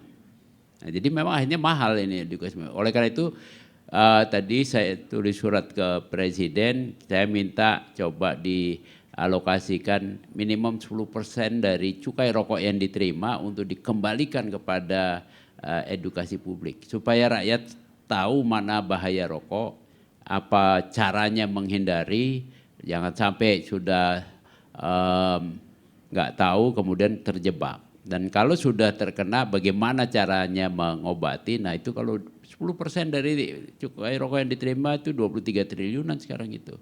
Ya in addition to di pajak rokok daerah, menurut saya kalau pemerintah punya kemauan untuk namanya dedikasi di situ, bukan earmarking, insya Allah bisa mengubah pelan-pelan. Tapi memang perlu waktu 10 tahun kali ya. Terima kasih.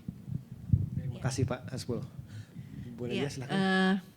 Ini mungkin terima kasih sekali Pak atas bantuannya. Mungkin nanti kami kolaborasi juga dengan Bapak untuk memaparkan tadi Prof sampaikan edukasi. Jadi mungkin nanti perlu ya kita tampilkan mengenai situasi baby smoker ini Pak, supaya masyarakat juga lebih paham. Biasanya kan orang tua akan lebih touchy kalau dengan kondisi-kondisi tersebut. Nah ini yang mungkin yang kita kurang. Tadi memang Prof sampaikan kalau yang baik-baik kita biasanya diam-diam ya Pak, tapi memang itu profilnya orang Indonesia ya. Masih ada kalau baik-baik kita cenderung diam. Jadi mungkin sekarang kalau untuk ini supaya mengedukasi masyarakat justru yang baik-baik ini harus kita sampaikan. Yang kedua adalah rokok elektronik Bu, mungkin alhamdulillah sama-sama ya, karena kita juga butuh dukungan kan, karena kementerian lembaga lain kan mungkin beda lihatnya dengan PPPA dengan Kemenkes, karena kalau kita selalu memikirkan bagaimana anak perempuan masa depannya seperti apa. Jadi alhamdulillah sebenarnya memang undang-undang dan PP ini betul-betul memberi ruang kepada kita untuk memasukkan pengaturan tentang rokok elektrik ini ya kan. Jadi kalau kita lihat, kita kan sempat mau merevisi PP tentang tembakau yang 2009. Iya 109. Nah itu kan prosesnya lama banget itu, udah 3 tahun 4 tahun tuh nggak berhasil-hasil gitu. Tapi ya tadi Pak Muka sampaikan begitu masuk omnibus, kemudian masuk keluar PP dan PP-nya kita bisa sebenarnya kan kita sudah usulkan tuh mengenai pengaturan batangan, mengenai tentang rokok elektrik. Jadi jelas kalau rokok elektrik kan kita larang di media sosial kan, di internet, di berbagai platform elektronik itu kita larang sama sekali, nggak boleh, karena kita belajar waktu COVID kan dia lalu lalang dengan seenaknya dengan berbagai flavor. Kemudian nanti kita akan ada pengaturan, mungkin Bapak Ibu sekalian lihat ya, pernah ada di Bali itu rokok elektrik itu ditaruh di sebelah permen Mentos, persis sama. Jadi warnanya sama, ininya sama gitu ya, mungkin pernah lihatnya. Ini yang nanti harus kita regulasi. Dan regulasi ini kita butuh dukungan pemerintah daerah kan, karena juga ada kewajiban pemerintah daerah seperti itu. Itu mungkin nanti kita sama-sama ya Prof. Baik, terima kasih. Baik, karena waktunya juga sudah habis, udah jam 9 pas ini. Mungkin tadi menarik dari penutup dari kata Pak Suharso bahwa ini bukan soal FCTC, tapi bagaimana kita melindungi generasi muda, itu yang menjadi semacam kata kunci di diskusi malam ini. Dan mungkin kita semua bersama-sama di sini punya kepedulian yang sama untuk mengurangi angka prevalensi ini agar sesuai dengan angka target RPJPM kita di angka 5,4% ya, kalau nggak salah seperti itu. Baik, terima kasih. Wassalamualaikum warahmatullahi wabarakatuh.